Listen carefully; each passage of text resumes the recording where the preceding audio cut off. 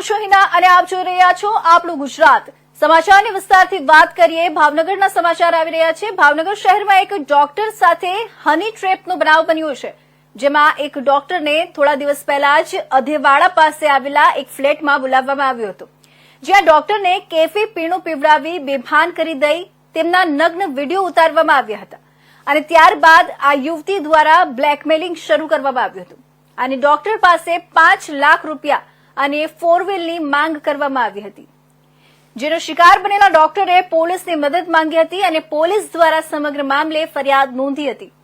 આ હની ટ્રેપમાં ફસાવનાર યુવતીની શોધખોળ હાથ ધરી છે।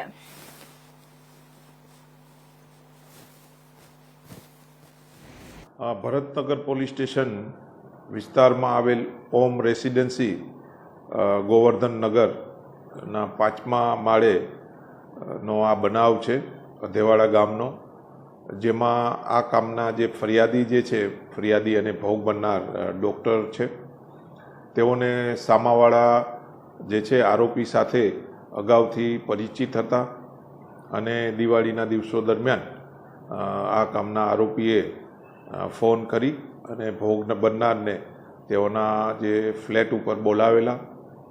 ત્યારબાદ ભોગ બનનારને સફેદ પ્રવાહી પીવડાવી અને અર્ધ બેભાન કરી દીધેલા। બાદમાં તેમને નગ્ન કરી અને તેના ફોટો અને વિડીયો શૂટ કરી અને તેના વાયરલ કરવાની ધમકી આપેલી।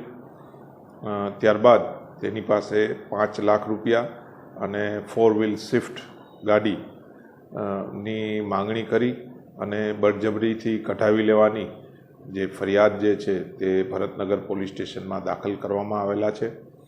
આ કામે પીઆઈ શ્રી તપાસ ચલાવી રહ્યા છે અને પુરાવા એકઠા કરી રહ્યા છે। Thank you. તો હાલ ઓક્ટોબરથી નવેમ્બર માસ દરમિયાન તાપમાન ખૂબ ઊંચું હોવાના લીધે આ દિવસો દરમિયાન સખત ગરમી અને બફારાનો અનુભવ થઈ રહ્યો છે, જ્યારે સાંજના સુમારે તાપમાન સામાન્ય બનતા મિશ્ર ઋતુનો અનુભવ થઈ રહ્યો છે। ત્યારે જૂનાગઢ કૃષિ યુનિવર્સિટીની હવામાન વિભાગના ડોક્ટર ડી.આર. વઘાસિયાના જણાવ્યા મુજબ હજુ 3 દિવસ મિશ્ર ઋતુનો અનુભવ થશે। ત્યારે ખેડૂતોએ રવિ પાકનું આયોજન કરતા હોય તેમણે અનુકૂળ તાપમાન હોય ત્યારે વાવેતર કરવું જોઈએ, જેથી પાકની નુકસાનીને બચાવી શકાય। હાલનું તાપમાન સામાન્ય તાપમાન કરતા 3 ડિગ્રી ઊંચું રહ્યું છે, જે રવિ પાક માટે જરા પણ અનુકૂળ જ નથી અને બીજના ઉગાવા પર સીધી અસર કરે છે। ત્યારે જે ખેડૂતો રવિ પાકના વાવેતર માટે આયોજન કરતા હોય છે તેઓએ મોકૂફ રાખવું જોઈએ, તેમજ આ ઊંચા તાપમાંથી બચવા હળવું પિયત અને ફુવારા પદ્ધતિનો ઉપયોગ કરવો જોઈએ। આગામી 10 નવેમ્બર બાદ તાપમાન હળવું બનશે, જ્યારે શિયાળુ પાક માટે 15 નવેમ્બરનો સમય અનુકૂળ હોય છે, ત્યારે પાકના વાવેતર માટે આયોજન કરવું જોઈએ। હાલ 37 કે 38 ડિગ્રી જેટલું ઊંચું તાપમાન પાક માટે સીધું નુકસાનકારક બની જતું હોય તો ખેડૂતોએ શિયાળુ પાકના વાવેતર માટે સમય અનુકૂળ બને અને તાપમાનમાં થોડો ઘટાડો થાય ત્યારે જ પાકનું વાવેતર કરવાની સલાહ છે। હાલ આપણે જોઈએ છીએ કે વધારે તાપમાન આપણે નોંધાવા મળે છે।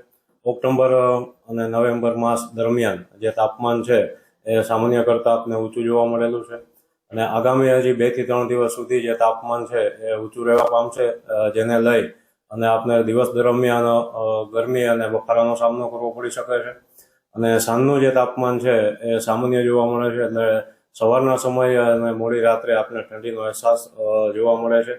એટલે આમ બંને મિશ્ર ઋતુનો અનુભવ છે એ આપણે અત્યારે કરી રહ્યા છીએ, જે આગામી 3 દિવસ સુધી હજી પણ આ મિશ્ર ઋતુનો અનુભવ આપણે કરવાનો રહેશે। હવે જ્યારે પાકની વાત કરીએ છીએ તો પાક માટે જો અનુકૂળ તાપમાન ગયે તો 25 થી લઈને 31 ડિગ્રી સેન્ટીગ્રેડ તાપમાન છે એ પાક શિયાળુ પાકો માટે અનુકૂળ હોતું હોય છે। તો હાલ જે તાપમાન છે એ સામાન્ય કરતાં 3 થી 4 ડિગ્રી ઊંચું જોવા મળી શકે છે। તો તેને લઈ અને જે રવિ પાક વાવેતર માટે જે અનુકૂળ ના હોય અને ડાયરેક્ટ એના બીજના ઉગાવા અને સ્ફુરણ ઉપર છે એ સીધી અસર કરતું હોય ઊંચું તાપમાન, તો તેને લઈ અને જે પણ ખેડૂત મિત્રો છે કે જે રવિ પાક વાવેતર માટે આયોજન કરી રહ્યા છે તો તેમણે હાલના સમય પૂરતું જ્યાં સુધી તાપમાન ઊંચું જોવા મળે છે ત્યાં સુધી પોતાનું પાકનું વાવેતર મોકૂફ રાખવું જોઈએ તેમજ જે વહેલું રવિ પાકોનું વાવેતર જે પણ ખેડૂત મિત્રોએ કરેલું છે, તો એ ખેડૂત મિત્રોએ જ્યારે ઊંચું તાપમાન દિવસ દરમિયાન જોવા મળે છે, તો તેને ગરમીથી અને ઊંચા તાપથી બચાવવા માટે સાંજના સમયે હળવું તેમજ વારંવાર પિયત આપવાની એક ભલામણ છે. તેમજ ફુવારા પદ્ધતિથી પિયત આપવાની ભલામણ છે એ અમારા દ્વારા સલાહ આપવામાં આવે છે અને કરવામાં આવે છે. અને હાલ જે પણ ખેડૂત મિત્રો છે એ રવિ પાકોનું વાવેતર કરે છે અને આયોજન કરે છે, તો એમણે જ્યારે તાપમાન સામાન્ય જોવા મળે ત્યારે પોતાના રવિ પાકોનું વાવેતર છે એ હાથ ધરવું જોઈએ. અને સામાન્ય જે તાપમાન છે એ આવતા અઠવાડિયામાં એટલે કે 10 નવેમ્બર પછી ક્રમશઃ 1 થી 2 ડિગ્રીનો ઘટાડો થતા જે રવિ પાકો વાવેતર માટે છે એ વાતાવરણ અનુકૂળ આપને જોવા મળી શકશે. સર, જે આપણે નોર્મ્સ કીધા છે કઈ રીતના કરવું જોઈએ એ બાબતે શું કહેશો? જે રીતે આપણે કહ્યું કે અત્યારે ખાસ કરીને શિયાળુ પાકો માટે જો સામાન્ય વાવેતર સમય છે એ 15 નવેમ્બર હોય છે. એટલા માટે જ્યારે પણ ખેડૂતો આગોતરું વાવેતર કરતા હોય છે ત્યારે રવિ પાકના ઉગાવા ઉપર અને સ્ફુરણ ઉપર ઊંચા તાપમાનની અસર થતી હોય છે. એટલે ખેડૂતોને એ સલાહ આપવામાં આવે છે કે જ્યારે તાપમાન સામાન્ય આપને જોવા મળે અથવા તો સામાન્ય જે સમયગાળો છે આપણો 15 નવેમ્બર, તો એ સમય દરમિયાન પોતાના પાકોનું વાવેતર કરવામાં આવે, જેથી કરી અને ઊંચા તાપમાન સામે પોતાના પાકને રક્ષણ મળી શકે. અને તાપમાન જે સામાન્ય આપને જોવા મળી શકે એમાં 25 થી 31 ડિગ્રી સેન્ટીગ્રેડ છે તાપમાન એ વધારે અનુકૂળ હોય છે. અને હાલ જે તાપમાન છે એ 36 થી 38 ડિગ્રી સેન્ટીગ્રેડ છે એ આપને જોવા મળે છે. ત્યારે લઘુત્તમ તાપમાન છે એ સામાન્ય આપને જોવા મળી શકે છે, પરંતુ જે દિવસનું તાપમાન છે એ ઊંચું હોવાને કારણે આપને પાકને નુકસાનની ભીતિ રહેવા પામતી હોય છે. તો તેને લઈ અને જ્યારે સામાન્ય તાપમાન જોવા મળે ત્યારે પોતાના પાકનું વાવેતર ખેડૂત મિત્રોએ કરવું જોઈએ. તો સાબરકાંઠા સહિત સમગ્ર ગુજરાતમાં મગફળીનું મોટા પાયે વાવેતર તેમજ ઉત્પાદન થઈ રહ્યું છે, ત્યારે એપીએમસી સહિતના માર્કેટ યાર્ડમાં ખેડૂતોએ મોટી સંખ્યામાં પોતાના પાકને વેચવા માટે કતારો લગાવી છે. મગફળીના પાક ઉત્પાદન સાથે હાજર રહેલા ખેડૂતોને ઓછા ભાવ મળતા ખેડૂતોમાં પણ રોષ વ્યાપ્યો છે.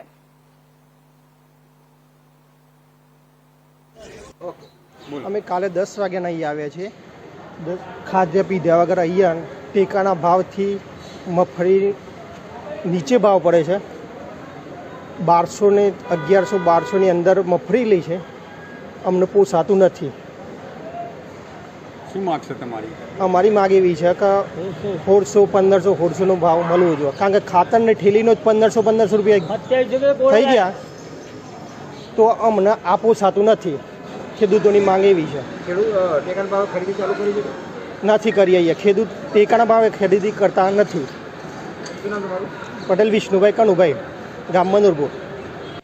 આપણે ગુજરાત સરકારની એક નમ્ર વિનંતી છે કે આ ચાલુ સાલે ખેડૂતોની મગફળી 1500થી નીચા ભાવે પાલવે તેમ નથી, તેમ છતાં મજબૂરીમાં ખેડૂતો આજે 1100ના ભાવથી ખરીદી કરીને માર્કેટમાં બોલવાની પદ્ધતિ 1 રૂપિયો 2 રૂપિયા 3 રૂપિયા એ સિસ્ટમ ખોટી છે. જે વેપારીઓને ગમે તે રસ્તે એમને સૂચન કરવાની જરૂર છે કે વધારો બોલે તો 20 થી 25 50નું બોલે તો કંઈક ઉછાળો આવે. 1000થી ચાલુ કરીને 1020 સુધીમાં 20માં તો ખરીદી કરી લે છે. બીજું કે સિઝન ચાલુ થાય એ પહેલો સરકારને ગમે તે આયોજન કરીને આ તો ટેકાના ભાવે મગફળીની ખરીદી કરવાનું આયોજન ગોઠવે એવી નમ્ર વિનંતી છે. મગફળી છે. માંગ શું છે તમારી? હા, માંગ 1500 રૂપિયાથી ઓછા ભાવે પાલવા તેમ છે જ નહીં મોંઘવારીની દ્રષ્ટિએ. તેમ છતાં આ મજબૂરીથી 1000 રૂપિયામાં ખેડૂતો પોતાનો ટ્રેક્ટર ખાલી કરીને જાય છે. એ બાબતે સરકારે ગંભીરતાથી વિચારવાની જરૂર છે. ઓકે. અરવિંદભાઈ પટેલ. મારું નામ ચેતનભાઈ પટેલ, ગામ ગઢડા, તાલુકો મોડાસા. અમે કાલે 10 વાગ્યાના આવેલા છીએ. આ બધા ખેડૂતો જે પાછા ટ્રેક્ટર જુઓ છો એ કાલે 9 વાગ્યાનો પેન્ડિંગ પડેલો છે. અને સરકારને અમે એમ કહીએ છીએ કે જે અત્યારે ખેડૂતો આવે લાઇનમાં ઊભા છે તો 1400-1500નો ભાવે એના મગફળી ચાલુ ટેકાના ભાવે જેમ બને એમ જલ્દી કરવી જોઈએ અને ખેડૂતોનું પ્રોત્સાહન કરવા જોઈએ. આ દિવાળીના ભાવ એકદમ બંધ પડ્યા છે અત્યારે, અને તમે જોઈ રહ્યા છો આજુબાજુ જુઓ અત્યારે 1200-1300ના ભાવે મગફળી વેચાય છે. એ પાલવા બિલકુલ પાલવતું નથી. એટલે સરકારને એક જ વિનંતી છે કે થોડું જાગૃત થો. 1400-1500નો ભાવ ઓછામાં ઓછો 1500નો પોસાયો કરો. તો અમને કંઈક પાલવા. હા, તો આમાં ખેડૂતોને પૂછો, તમે આ પૂછો. હા, ખેડૂતોને એક જ રિક્વેસ્ટ છે અમારી કે આ તમે ટૂંક સમયમાં ચાલુ કરો તો આ લોકો વેપારીઓને પણ ખબર પડે સામે મફરી લેવી કે ના લેવી. એટલે અમે તો કમ્પેર છીએ, શું કરવું અમારે? ટ્રેક્ટર ઘરે લઈ જાઓ, અહીં મૂકવો, એ વિચારીને ઊભા છીએ અત્યારે. એટલે કઈ ખેડૂતો છે રિટર્ન પણ લઈ જાય છે 1200ના ભાવ પર છે, તો રાખતા જ નથી, એ તો રિટર્ન ઘરે લઈને જાય છે. એટલે હવે કરવાનું છું. એટલે સરકારને એક જ અપીલ છે અમારી, તો તમે જલ્દી જેમ બને એમ જલ્દી 1500 ભાવે મફરી ચાલુ કરો ખરીદવાની. પટેલ ચેતન. તો આ તરફ વાત કરીએ સાબરકાંઠાને વિશ્વની અજાયબીઓ જોવા માટે જો કોઈ લોકો પાસે વિદેશ જવાના પૈસા ન હોય તો તે લોકોએ મૂંઝાવાની જરૂર નથી, કારણ કે સાબરકાંઠા જિલ્લામાં ઊભી થઈ છે વિશ્વની તમામ અજાયબીઓ અને તેને જોવા માટે રોજના 8 થી 9,000 લોકો સાબરકાંઠા જિલ્લામાં આવે છે. પેરિસનો એફિલ ટાવર હોય કે પછી હોય આગ્રાનો તાજમહેલ, આ બધી અજાયબી જોવા માટે હવે તમારે ભારતના સીમાડા વટાવવાની જરૂર નથી, કારણ કે આ તમામ અજાયબીઓ હવે સાબરકાંઠા જિલ્લામાં જોવા મળી રહી છે. જી હા, હિંમતનગર વિજાપુર હાઈવે પર આવેલા તિરુપતિ નેચરલ પાર્કમાં આ તમામ અજાયબીઓને આકાર અપાયો છે. ત્યારે ગુજરાતના સૌથી મોટા પ્રાકૃતિક પરિવેશથી ભરપૂર આ પાર્કમાં હાલમાં તો રોજના 8 થી 9,000 લોકો આવી રહ્યા છે.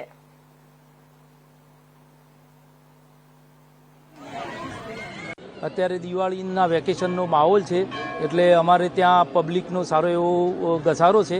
કાલે લગભગ 10,000 પબ્લિક હતી, આજે પણ એટલી જ છે. એના આગલા દિવસે 8,000 પબ્લિક હતી. અહીંયા વિવિધતામાં એકતા જેવું છે. બધાને એક જ જગ્યાએ બધું સારા વાતાવરણમાં, કુદરતી વાતાવરણમાં વિવિધ રાઇડ્સનું મજા માણી શકે એવી 51 પ્રકારની અમારે ત્યાં રાઇડ છે. વોટર પાર્ક બી છે, મેન મેડ જંગલ છે, લોકો જંગલનો પણ આનંદ અહીંયા લઈ શકે એ રીતે અમે જંગલ બનાવેલું છે. વત્તા અહીંયા લોકોને અમે ઘરેથી નાસ્તો પણ લાવવા દઈએ છીએ, એટલે પોતે પોતાનું હાઇજેનિક ફૂડ લઈ અને અહીંયા જમી શકે. વત્તા અમારે ત્યાં બીજા સ્ટોલ બી છે, બધા હાઇજેનિક છે. ગવર્મેન્ટના નીતિ નિયમ પ્રમાણે અમારી રાઇડનું દિન પ્રતિદિન મેન્ટેનન્સ થાય છે અને રાઇડ લોકોને કંઈ તકલીફ ના પડે એવી અમે બધી કાળજી રાખીએ છીએ. એટલે લોકો મજા કરે છે દિવાળી વેકેશનમાં બધા. તો અહીંયા અત્યારે જે પર્યટકો આ સિઝનમાં પધારી રહ્યા છે તે દર વર્ષે 5 થી 7 લાખ માણસો આ પાર્કમાં મુલાકાત લે છે. એનું મેઇન કારણ તો આ પાર્ક સસ્તો છે અને ઘરેથી નાસ્તો લાવવાની છૂટ પણ રાખેલ છે અને 10 લાખ વૃક્ષો વેલાઓથી આ કોતરોને શણગાર્યા છે. તો પર્યાવરણના કારણે આજે દિલ્હી અને અમદાવાદને જે પર્યાવરણના કારણે લોકો આજે જે ભઠ્ઠીમાં શેકાઈ રહ્યા છે, એમાંથી બહાર નીકળીને જો આ પાર્કની એક વખત મુલાકાત લે તો એ દર વર્ષે આ પાર્કની મુલાકાત અવશ્ય આવે. એવું આ અદ્ભુત પાર્ક લીલોતરીથી ભરપૂર અને ઓક્સિજનથી ભરપૂર બનાવવામાં આવે છે. શું શું રાખવામાં આવ્યું છે અને કઈ કઈ અજાયબીઓ છે? અહીંયા ઘણી બધી અજાયબીઓ બનાવવામાં આવી છે, મોટા પાયે બનાવવામાં આવી છે. 51 રાઇડર પણ છે, જે યુવાનોને થ્રિલિંગ રાઇડર મળે એવી પણ રાઇડરો આ વર્ષે ઉમેરવામાં આવી છે. જંગલ સફારી છે, મેનમેડ જંગલ છે અને ગ્રીનરીથી આ અદ્ભુત શણગારેલો પાર્ક છે કોતરવાળો. અમે આ જે નાવડીમાં બેઠા હતા એ બહુ જ સારી હતી. આમ પહેલાં તો ધીમે ધીમે ચાલતી હતી, પછી એકદમ ફાસ્ટ ચાલવા માંડી અને અમને બહુ જ મજા આવી એમાં બસવાની અને એન્જોય બી કર્યું. અને બધી રાઈડો બી બહુ મસ્ત સારી હતી અને બાળકોને રમવાનું અને બેસવાનું અને ફૂડ જો અને બધું બહુ જ સારું છે. અને અહીં આવીને અમને બહુ જ મજા આવી અને ફરીથી આવીશું. મેસવા. તો આગળ વાત કરીએ રાજકોટની. રાજકોટ નાગરિક બેંકના 21 ડિરેક્ટરની ચૂંટણીનો મામલો. ફોર્મ ભરવાના અંતિમ દિવસે સંસ્કાર પેનલના 15 જેટલા ઉમેદવારોએ ઉમેદવારી પત્રક રજૂ કર્યું છે. ચૂંટણી અધિકારી સમક્ષ ઉમેદવારી પત્રક રજૂ કર્યા બાદ સહકાર પેનલ વિરુદ્ધ સંસ્કાર પેનલ મેદાને આવી છે. બેંકના પૂર્વ ચેરમેન કલ્પક મણિયારે મીડિયા સમક્ષ પોતાનું નિવેદન આપ્યું છે. ભ્રષ્ટાચારી લોકોને ફરીથી બેંકની મુખ્ય ધારામાં ન લઈ આવે એવા મારા પ્રયાસો છે. નાગરિક બેંકની જૂનાગઢ અને મુંબઈની કાલબાદેવી બ્રાન્ચમાં અંદાજિત 30 કરોડનું કૌભાંડ આચરવામાં આવ્યું છે. વર્તમાન સત્તાધીશો દ્વારા જૂનાગઢ અને મુંબઈની બ્રાન્ચમાં થયેલા કૌભાંડ મામલે પોલીસ ફરિયાદ કરવામાં આવશે તો મારા સહિતના તમામ ઉમેદવારો પોતાની ઉમેદવારી પરત ખેંચી લેશે. અમારી લડાઈ સત્તા માટે નહીં, પરંતુ કૌભાંડકારીઓ વિરુદ્ધ લડાઈ લડવાની છે. ચૂંટણીમાં સામા પક્ષે સામ દામ દંડ ભેદ સહિતની નીતિઓ અપનાવી છે. તેમ છતાં અમારા એક પણ ઉમેદવાર આજ સુધી અડીખમ રહ્યા છે.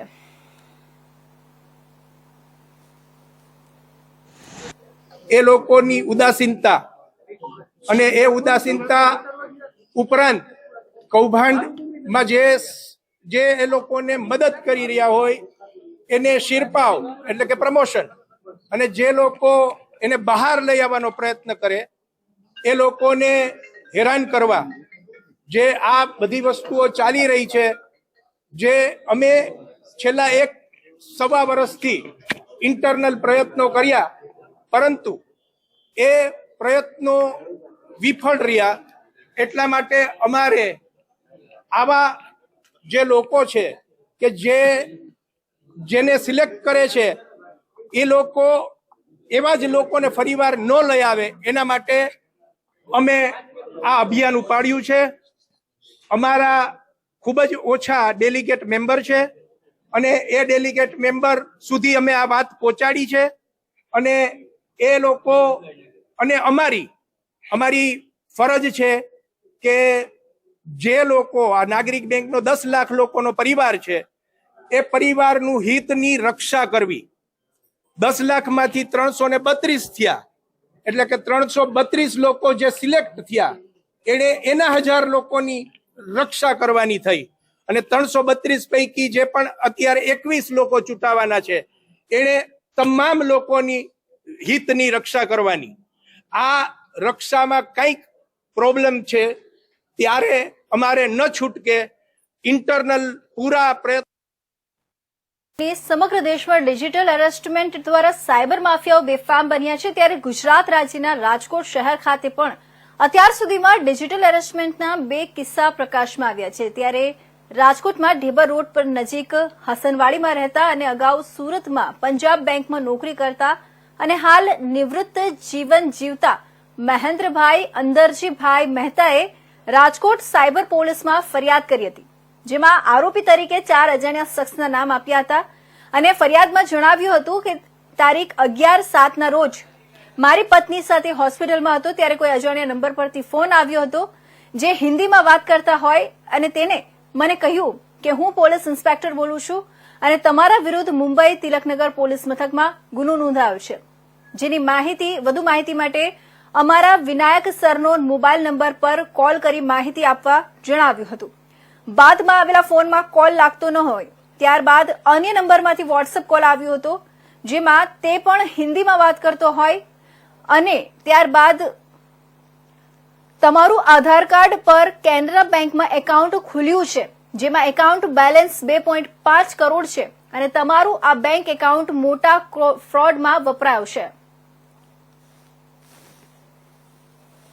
પોલીસ સ્ટેશનની અંદર આજથી આશરે 3 મહિના પહેલા એક ફરિયાદ આવી હતી, જેની અંદર ફરિયાદી દ્વારા તેવી હકીકત જાહેર કરેલી હતી કે તેને એક ફોન આવેલો હતો, જે ફોનમાં તેમના બેંક એકાઉન્ટ જે છે તે મની લોન્ડરિંગ માટે યુઝ થયા છે અને તેનું વેરિફિકેશન ખૂબ જરૂરી છે અને તેમને અમુક પૈસા જે છે એ જમા કરાવવા પડશે અમુક અલગ અલગ ખાતાઓમાં, તો જ તેઓનું આ જે ફરિયાદ જે છે તેની તપાસ આગળ વધી શકશે, તેઓની વિરુદ્ધની ફરિયાદ જે છે તેમાં એમને કંઈક રિલીફ મળી શકશે. આ રીતે તેમને ડરાવીને સૌપ્રથમ તેમની પાસેથી 11 તારીખે અને ત્યારબાદ બીજા 10-12 દિવસ પછી 23 તારીખ આસપાસ તેમની પાસેથી બેંકમાંથી પૈસા ટ્રાન્સફર કરવામાં આવેલા હતા. કુલ 56 લાખ રૂપિયા વિવિધ અકાઉન્ટ્સની અંદર જમા કરાવવામાં આવ્યા હતા અને આ બાબતે તેઓને જાણ થતા તેઓએ જે બનાવ બન્યો એના આશરે 15 દિવસ પછી તેમણે ફરિયાદ સાયબર ક્રાઇમ પોલીસ સ્ટેશનમાં દાખલ કરાવી હતી. સાયબર ક્રાઇમ પોલીસ દ્વારા તાત્કાલિક બધી માહિતીઓ મેળવવામાં આવી હતી, જેમાં કયા ખાતાઓમાં પૈસા ગયા છે, કોના દ્વારા કોલ કરવામાં આવ્યા છે, અને તેના આધારે જે ગુનો જે છે તે દાખલ કરી અને ગુજરાતની અંદર જે ખાતાઓમાં પૈસા ગયા છે તથા તે ખાતા સાથે જોડાયેલા અન્ય ઈસમો કે જેમને ભાડે અપાવવાની માટે વચેટિયાનો રોલ ભજવ્યો તેવા ઈસમો જે છે તેઓની અટકાયત કરી અને આગળ તપાસ વધારી છે. સર, ડિજિટલ અરેસ્ટ થોડું કરવામાં આવ્યું હતું, ફોટો લેવા માટે. જી, એટલે એમને જે ફોન આવ્યો ત્યારે એમને ત્યાં બેસી રહેવાનું અને જ્યાં સુધી તે જે વિડીયો કોલ ચાલુ હતો તે લોકો દ્વારા કહેવામાં ન આવે ફર્ધર કોઈ ડિટેલ્સ જે છે તે વેરીફાઈ ન થાય ત્યાં સુધી બેઠા રહેવાનું અને તેઓના ફોટોગ્રાફ્સ અને બીજી અન્ય અનેક બેંક એકાઉન્ટ્સની વિગતો ને એવું બધું આપવા માટે તેને જણાવેલું હતું. અને આ જે ઈસમ હતા એ રિટાયર્ડ બેન્કિંગ કર્મચારી હોય તેઓ ડરી ગયા હતા અને તેમને પોતાની સંપૂર્ણ વિગત તેઓને આપી દીધી હતી. કિસ્સાઓ બની રહ્યા છે તો લોકો જે છે આમ ન ફસાય એટલા માટે કંઈ પોલીસ દ્વારા દેશના સર્વ નાગરિકોને અમારે પોલીસ ડિપાર્ટમેન્ટ તરફથી એ જ આપને જણાવવા કે ડિજિટલ અરેસ્ટ નામનું કોઈ પણ પ્રોવિઝન કોઈ પણ કાયદાની કલમમાં છે જ નહીં કે જેમાં આ રીતે ઓનલાઈન કોઈ પણ લો એન્ફોર્સમેન્ટ એજન્સી વિડીયો કોલ કરીને આપને અરેસ્ટ કરી શકે. એટલે આ પ્રકારના કોઈ પણ ઝાંસામાં ફસાવવું નહીં. અને ખાસ કરીને આપને જ્યારે પણ કોઈ પણ વ્યક્તિ દ્વારા કોઈ સ્કીમ આપવામાં આવે, આ તો ફક્ત ડિજિટલ અરેસ્ટની વાત થઈ, પણ એ ઉપરાંત પણ અન્ય કોઈ પણ ઓનલાઈન આપને અલગ અલગ એવી સ્કીમ કે જેમાં આપને ઓછા રોકાણ કરીને વધારે રૂપિયા મળી શકે એમ છે, અથવા આપને કોઈ પણ જગ્યાએ ઇન્વેસ્ટમેન્ટ જે છે શેર બજારમાં ને એના ટ્રેડિંગ્સમાં ને એમાં કોઈ સ્કીમ આપવામાં આવે, કોઈ ટીપ આપવાની વાત આવે, તો આ બધામાં કોઈ પણ ઝાંસામાં ફસાવવું નહીં. જે કંઈ પણ આપને કહેવામાં આવે તો તેની અંદર તાત્કાલિક આપ ઓનલાઈન પણ વેરીફાઈ કરી શકો છો. અનેક પ્રકારના જે ફ્રોડ થતા હોય છે તેની માહિતી ઓનલાઈન ઉપલબ્ધ હોય છે. આપને તુરંત જ સચોટ માહિતી મળી જશે અને આપ કોઈ પણ પ્રકારના ફ્રોડથી બચી શકશો. તો આગળ વાત કરીએ મધ્ય ગુજરાત વીજ company limited corporate office Vadodara દ્વારા મહીસાગર જિલ્લાના સંતરામપુર અને કડાણા તાલુકામાં વીજ ચેકિંગ હાથ ધરવામાં આવ્યું હતું, જેમાં કુલ 26 જેટલી વીજ ચેકિંગ ટીમ દ્વારા કુલ 619 જેટલા વીજ જોડાણ ચેક કરવામાં આવ્યા હતા, જેમાંથી કુલ 89 જેટલા વીજ જોડાણોમાં ગેરરીતિ એટલે કે વીજ ઝડપાઈ હતી, જેનું વીજ ચોરીનું અંદાજિત બિલ રૂપિયા 14.32 લાખ જેટલું થાય છે. આમ મધ્ય ગુજરાત વીજ કંપની લિમિટેડ દ્વારા અચાનક સરપ્રાઇઝ વીજ ચેકિંગ હાથ ધરવામાં આવતા વીજ ચોરી કરતા વીજ ગ્રાહકોમાં ફફડાટ ફેલાઈ જવા પામ્યો છે.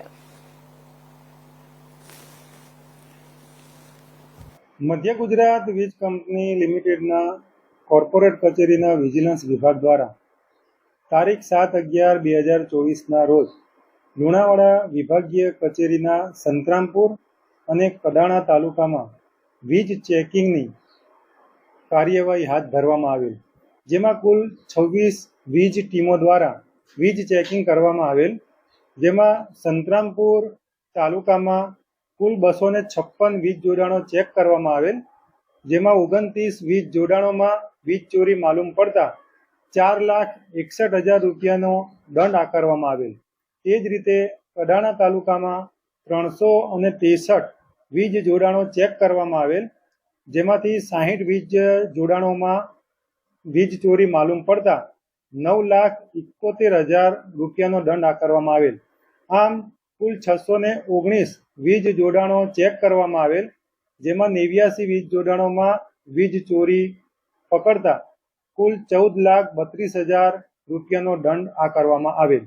વીજ ચોરીમાં પકડાતા ગ્રાહકો વિરુદ્ધ પોલીસ ફરિયાદની કાર્યવાહી કરવાની હોય છે, જે અંતર્ગત પેટા વિભાગીય કચેરી દ્વારા વીજ ફરિયાદ પોલીસ ફરિયાદ દાખલ કરવામાં આવશે. તો વલસાડના શ્રીગામ ઔદ્યોગિક વસાહતમાં સરળતાથી જવા માટે ઘણા વર્ષો પહેલા બાયપાસ માર્ગનું નિર્માણ કાર્ય હાથ ધરવામાં આવ્યું હતું. ત્યારબાદ છેલ્લા 3 વર્ષથી આ બાયપાસ માર્ગ ઉબડખાબડ સહિત અત્યંત જરૂરી પામતા વાહન ચાલકોને હાલાકીનો સામનો કરવો પડી રહ્યો છે. સાથે સાથે પોતાના વાહનોમાં મેન્ટેનન્સ વધુ આવવાથી ચિંતા વ્યક્ત કરી પોતાનો આક્રોશ વ્યક્ત કર્યો છે. આ બાયપાસ માર્ગ લગભગ 3 કિલોમીટરનો રહ્યો છે. ગત ચોમાસામાં ભારે વરસાદના કારણે માર્ગ ખૂબ જ ખાડા ખાબડા ખડિયાવાળા બની ગયા છે અને વાહન ચાલકો અને રાહદારીઓએ વલસાડના યુવા સાંસદ ધવલ પટેલ સહિત સરકાર સમક્ષ વિનંતી કરી વહેલી તકે આ માર્ગનું નવીનીકરણ થાય એવી પોતાની માંગ મૂકી છે.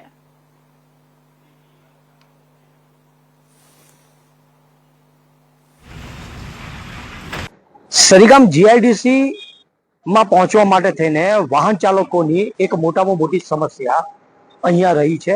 આજે ઇન્ડિયા ન્યૂઝની ટીમ અહીંયા સરીગામ જીઆઈડીસી સુધી પહોંચવા માટે જે બાયપાસ નિર્માણ કરવામાં આવ્યું છે ત્યાં આવી પહોંચી છે. અહીંના રસ્તા જે છે છેલ્લા 3 વર્ષથી ખૂબ જ બિસ્માર રહ્યા છે અને આ વખતે જે ભારે વરસાદ થયો છે જેને લઈને આ રસ્તા ફરી ખાબડ ખુબડવાળા અને ખૂબ જ બિસ્માર રહેતા વાહન ચાલકોએ હાલાકીનો સામનો કરવો પડી રહ્યો છે. જોવા જેવી વાત એ છે કે છેલ્લા ઘણા વર્ષો પહેલા આ બાયપાસનું નિર્માણ કરવામાં આવ્યું હતું અને એના જે કોન્ટ્રાક્ટર છે એની જે વર્કિંગ પીરિયડ જે હોય છે એની અવધિ પૂર્ણ થઈ ગઈ હોવા છતાં પણ અહીંયા આજે પણ આ જ પરિસ્થિતિનું નિર્માણ છે. ખાસ કરીને વાત કરીએ તો આ વિસ્તારના લોકોએ આ વખતે પણ ભાજપ સરકારને ખોબલે અને ખોબલે મત આપી વિજય પ્રાપ્ત કરાવ્યો છે અને અહીંના મતદાતાઓની આ આશા રહી છે અને ખાસ કરીને વાહન ચાલકોની અને અહીંના ઉદ્યોગપતિઓની એ આશા રહી છે કે વહેલા તકે આ બાયપાસ માર્ગનું નિર્માણ થાય, અહીંયા સારા એવા રોડ બને જેથી કરીને વાહન ચાલકો સરળતાથી સરીગામ ઔદ્યોગિક વસાહતમાં આવી. કેમેરામેન સાથે હું પ્રકાશ ઉપાધ્યાય, ઇન્ડિયા ન્યૂઝ, સરીગામ. તો આ હતા અત્યાર સુધીના મહત્વના સમાચાર. નવા સમાચાર સાથે ફરી મળીશું. ત્યાં સુધી રજા આપશો. નમસ્કાર.